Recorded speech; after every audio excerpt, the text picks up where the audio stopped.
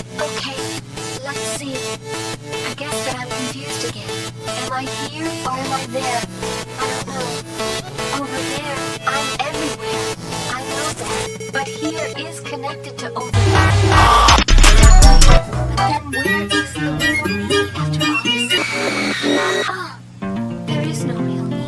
I guess that's it. I only exist inside those people aware of my existence. But what about this me that I can hear talking right here and now? It's me, isn't it? This me that's talking. Who is it? Who's me?